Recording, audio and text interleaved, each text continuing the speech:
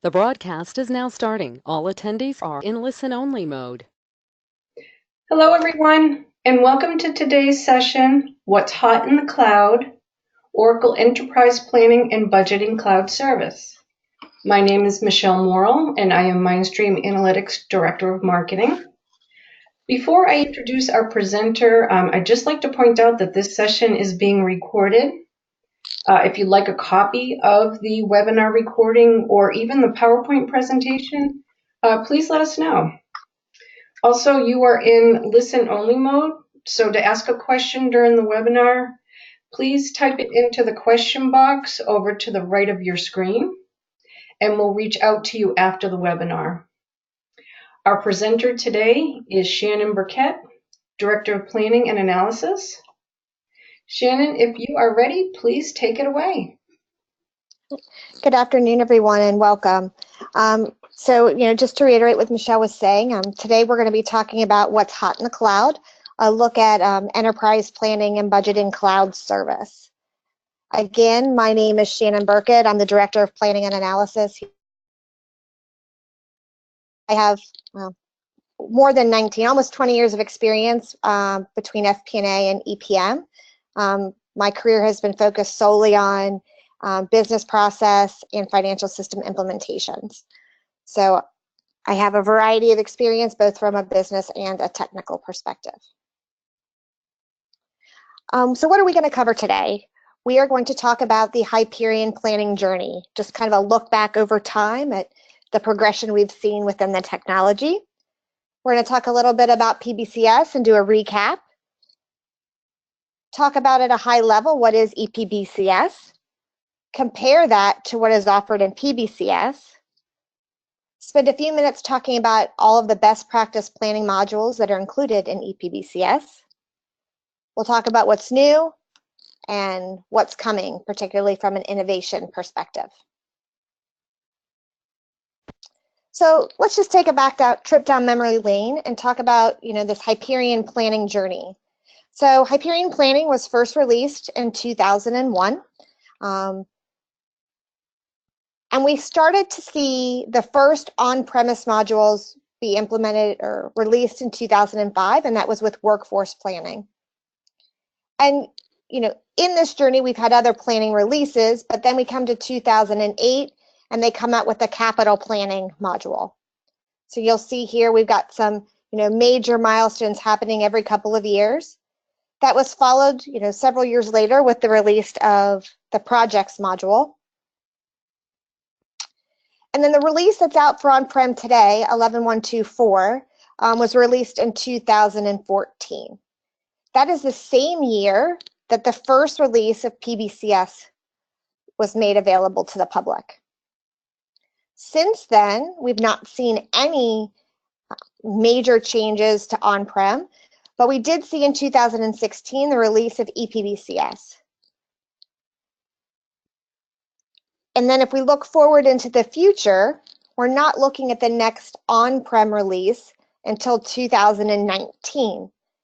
So, we had some, consistently, every few years, major, either modules or enhancements come out on-prem. That on-prem release has really been, idle now for 3 years. And we've seen the sole focus move to the cloud. Right, so PBCS comes out really as planning in the cloud in 2014. That has since, picked up lots of new features and functionalities versus what's on the on-prem version. And then a couple years later, we saw the release of EPBCS.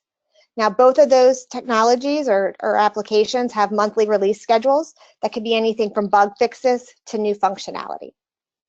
And then, again, to reiterate, we're not expecting anything new on-prem until 2019. And that's, of course, a tentative date that's been released by Oracle. So let's talk about PBCS. Kind of what is it? Simply put, it's the planning that we love with the simplicity of the cloud, right? So, it's new and improved Hyperion planning deployed in the cloud. It's a SaaS model, if you will. It supports driver-based budgeting and forecasting. There's built-in intelligent and spreading logic that comes available out of the box. It also includes robust reporting and ad hoc analysis capabilities. So just like your on-premise planning, you have your smart view, FR reporting. There's actually some web, dashboards that are also included in PBCS. And you can expect that you'll have faster adoption with PBCS than you did with its on-premise counterpart, primarily due to the fact that there's little to no internal infrastructure required. So that, let's stand up servers, let's get up and running. That's pretty much non-existent when you go to these cloud offerings. So by comparison, what is EPBCS? I mean, honestly, it's, best-in-class planning made easy, right? Different than PBCS, it's a configurable framework that can be used out of the box or can be enriched to meet your unique requirements. It contains a library of innovative pre-built planning components such as models, dashboards, reports, KPIs, and planning accelerators. It includes 5 purpose-built modules. There's the financial statement, the workforce planning, the capital asset planning, the project financial planning, and newly released, I believe in September 2017, is the strategic modeling module. EPBCS is designed to get you up and running with minimal effort and that it's easy to maintain as your business evolves. Right, so you'll see one of the key components here is that we're talking about pre-built modules that align with, kind of those on-premise modules that have been out for the last 10 or so years. So if we were going to compare these two, you'll see here I've kind of created a table. This gray area indicates the functionality that they both share. So they both allow for, 3 BSO, 3 ASO, and 1 consolidated reporting plan type. They both have, robust integration included through the data management component. You have multiple user interfaces, either through the web or smart view. They both support, collaboration and workflow, have a reporting and dashboard component, and have monthly updates. Now, where they're different is that PBCS, like on-prem, is meant for the development of customized model, right? It has a licensing cost because it is SaaS that is less expensive than the EPBCS counterpart. But you do see a longer implementation time, which comes solely from the fact that there is no out-of-the-box models included, so it's all customized. So think about this as you have planning in the cloud, but don't diminish the impact of the new features and functionalities that have come out in PBCS that do not exist on the on-prem version. And then, the EPBCS version includes those configurable pre-built modules that drives a higher licensing cost, but also a shorter implementation time. Now, EPBCS can be customized, right? You can enrich those modules to do things that are unique to your business. That, of course, adds to that implementation time. But there is, in each of those modules, there is out-of-the-box functionality that is included, both from an input and from a driver-based perspective.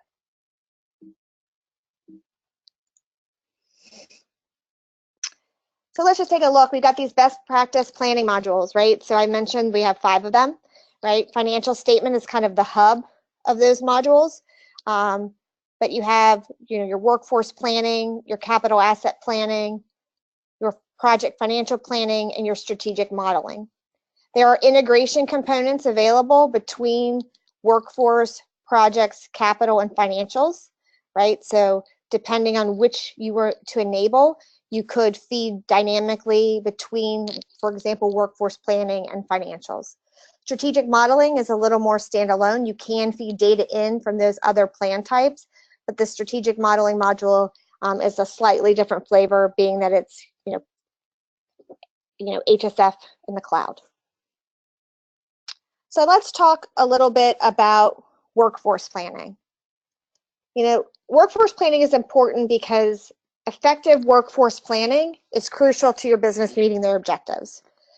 For a lot of companies, workforce related expenses are one of the largest expenses that you'd have on your income statement, right?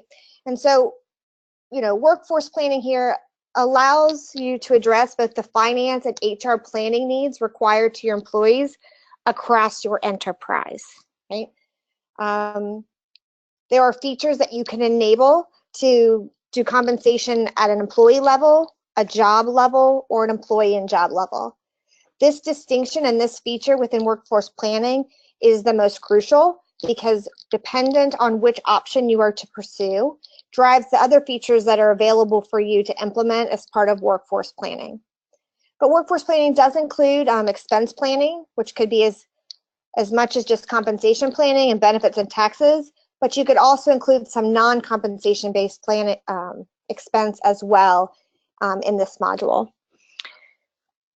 All of the compensation based calculations are driver based. So you're able to look at those again based on your granularity by employee, job, or employee and job. Then you can get into the optional features around employee demographics. This would give you visibility into things like gender and age, maybe if someone had a veteran status. So those, employee-specific demographics. The workforce management component allows you to do new hires, departures, and transfers within departments, if you will. And then you have the strategic workforce component, which is a little newer. It allows you to do long-range demand planning. It allows your organization to answer questions like, do we have the right skills for the future, right? Is our revenue going to be in line to support employee expense at this level? You'll notice here I've included some footnotes. There are certain components that require certain levels of granularity. So, to do the merit-based component, you have to be at the employee or the employee and job level. To do employee demographics would be the same thing. Workforce management not only requires either employee or employee and job level, but it also requires that you've enabled the expense planning component. And then the strategic workforce component requires you to either be at the job or the employee and job level. Another few things that are important to mention about workforce planning is that it does utilize some business wizards that allow you to maintain some of those complex calculations within the module itself. Oops, sorry about that. And again, this module does have seamless integrations with financials and project if you were to enable those modules as well. But you could move forward with EPBCS and just do workforce planning as a standalone plan type if that's what you were looking to do.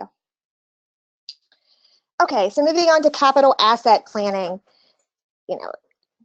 This module allows you to analyze the long-term impact of your capital asset investments, right? You're able to leverage some built-in best practices that allow you to manage, prioritize, and plan for both new and existing fixed assets, as well as intangibles. You're able to account for long-range assets relate impacts across both the income statement and the balance sheet and cash flow. It also drives visibility into things like depreciation and amortization. You could plan for expenses like repairs and insurance, and even do like a buy versus lease analysis if that was important to your organization. This module also includes the request, justification, review, and approval process. So it's a process-driven module that's meant to be collaborative between the different stakeholders throughout the process. You're also able to enable features to address new capital investment, the tangible, leased, or intangible, to address existing assets. So you could do retirements and transfers, improvements and impairments. And it also allows for the seamless integration with financials and project. So both workforce and capital planning also are able to integrate with the project module in addition to the financial module. Like workforce, it can be implemented as a standalone module as well. and wouldn't require those integration components. Most commonly, we see that capital asset planning is an appropriate module to consider for companies that have significant capital assets on their books. Okay, project financial planning. It aligns your project assets and resources to your financial planning process, right? It supports the planning for contract, capital, and indirect projects. So your contract projects are your revenue-related projects. Your indirect projects are things that may be handled internally. It'll do both short-term and long-term projects. It allows for managers to assess financial, non-financial, and qualitative impacts of individual projects and then make decisions accordingly. The features you enable address things like the project summary, expense, revenue, and the analysis of those projects. They include things like out-of-the-box reports that look at net present value, IRR, your return on investment. There are pre-built driver-based planning models for cost pools, and there is seamless integration for this directly to financials. So based on how you were to configure your application, based on the modules we spoke about so far, you could have workforce and capital feeding in to your project component to look at the all-encompassing costs of a specific project. We generally see organizations pursue this module if they are, highly project-oriented industries like construction or consulting, or they have significant internal or indirect projects for departments like IT or marketing and R&D. This module its on-premise counterpart was the most recent released module for on-prem. I believe we said it was released in 2012. So even though this has been around on-prem for about 5 years, it does not probably have the following, if you will, of something like workforce planning that's been around since 2005.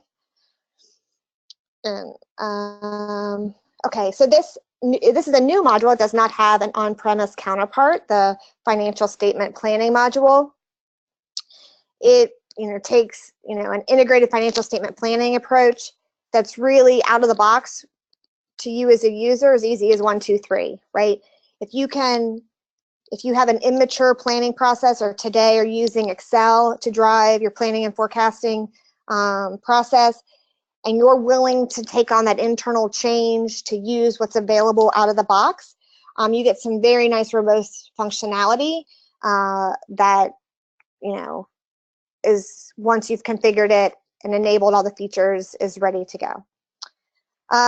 Again, it's fully integrated income statement, balance sheet, and cash flow processes. It allows for industry or business-specific configuration options for revenue, expense, the balance sheet, and the cash flow. So for revenue, you have several different revenue types that you're able to select. Could be something like product revenue or service revenue. You can talk about what level of detail you want to go to in for expense planning, what would be driver-based there. From a balance sheet perspective, you have to choose if you want to go forward with a driver-based balance sheet or a direct input balance sheet. And then you also need to talk about which cash flow statement you want to move forward with, a direct or indirect cash flow statement. Okay. This module includes some pre-built trending functionality that allows you to look at history or other drivers to populate your plan or your budget. You're also able to create some custom dimensions here as well in some of the other modules. So in addition to what comes out of the box, you may define up to 3 custom dimensions to meet the unique aspects of your business. And again, like we've touched on in the other areas, you're able to seamlessly integrate with workforce, capital, and projects if you were to move forward with those modules as well. So, if you were new to, Hyperion planning at all, you got a disparate Excel environment going on today. Like I said, if you're willing to embrace the best-in-class modeling capabilities that are available as part of EPBCS. The financial statement planning module gives you very nice functionality, especially with it including the balance sheet and the cash flow processes. Those are the two that I would say when you do on-prem implementations and are building out the custom logic for those, the ones that generally are touched last. Your focus is mostly on the income statement, but this would give you the ability to have all 3 integrated financial statements as part of your initial implementation. So the next component is strategic modeling. It allows you to quickly model and evaluate financial scenarios. This is HSF in the cloud. You have the ability to create long-range models using the built-in sophisticated scenario modeling capabilities and the debt and capital structure management features. It supports long-term planning, what-if modeling, corporate financials, and treasury initiatives. You have features that are included, things like model transparency, which is the analyze trail that allows you to view the assumptions and the calculations that are included in the model. You can work on the models offline. There's some instant reporting with some of the out-of-the-box reports. It integrates with SmartView, as well as to things like the job console that you wouldn't have had in the on-premise version. Different than some of the other modules is it has a built-in chart of accounts. It's not going to align one-to-one with the dimensionality that exists in your other modules of EPBCS, but you are able to integrate data between those modules. Strategic modeling is an ideal solution if you're looking at, wanting to do what-if modeling of business risks, M&A activities, divestitures, things like that, where you want to look at the impact of more high-level decisions that the organization might take and the impact that would have on your company's financial performance.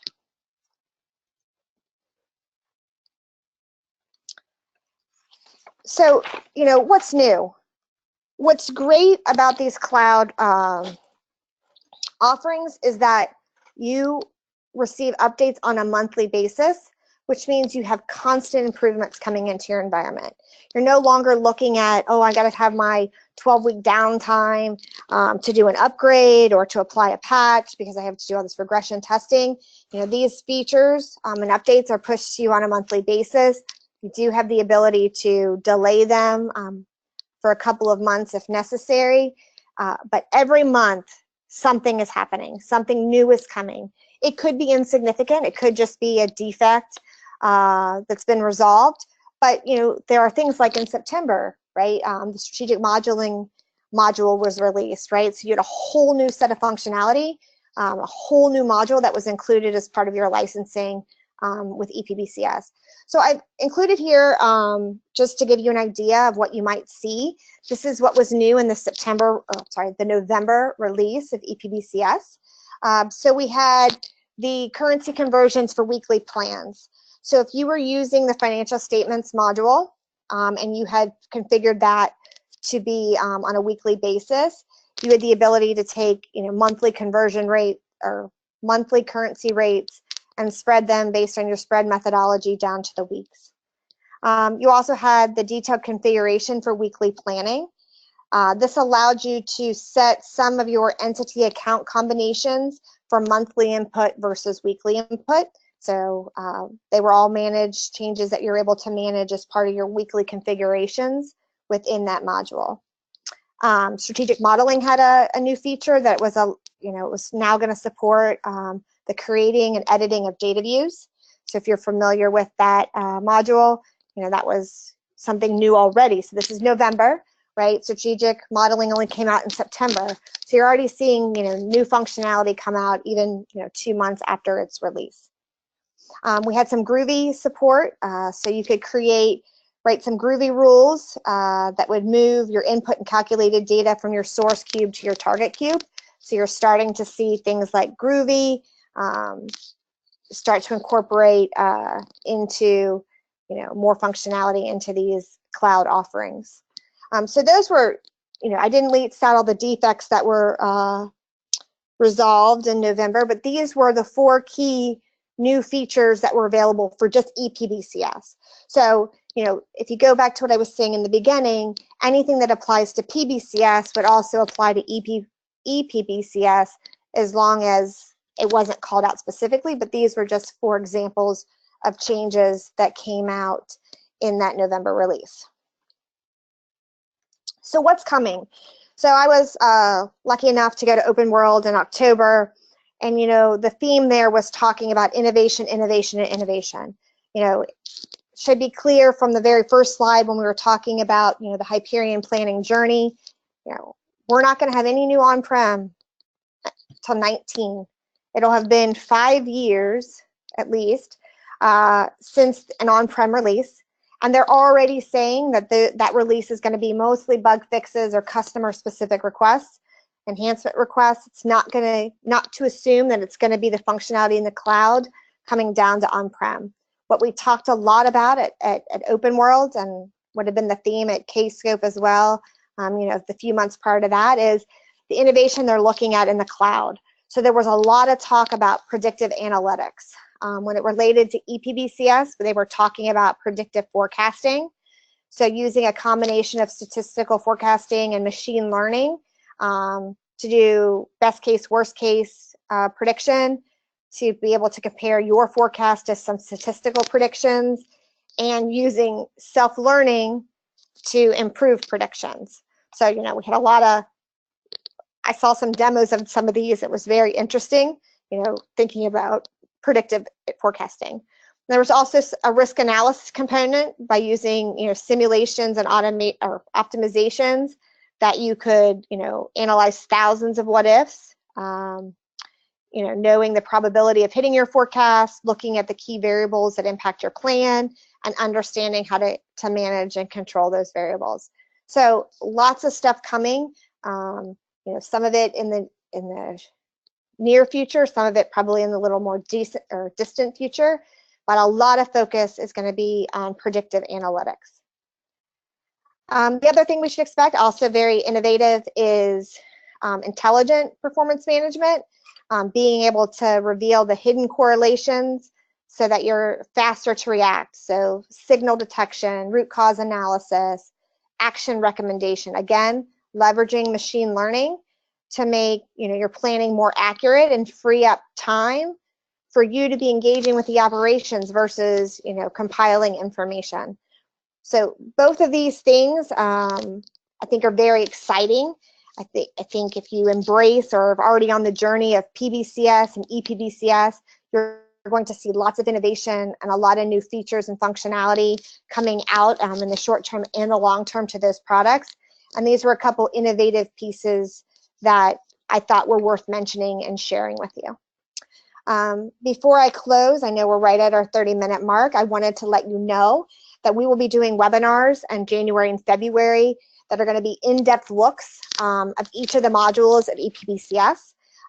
So after the new year, you should be able to see, if you follow us on Facebook or LinkedIn or Twitter, information about webinars. I believe the first one will be on workforce planning, and we'll cover each of the modules. I think the schedule right now is we'd have one every 2 weeks starting in the middle of January, and do a deep dive into each module, covering all the nooks and crannies, all the interrelationships between the features, and doing some demos of those applications for you to see the out-of-the-box stuff. So the trending, the ability to update driver-based calculations using the wizard. Some of those features we talked about, you would get to see hands-on. So that's all I had for today. Thank you for joining us for this quick 30-minute webinar.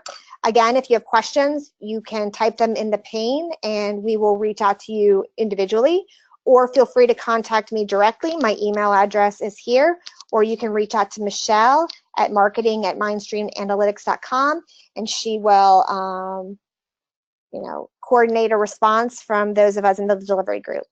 So thank you and have a great afternoon.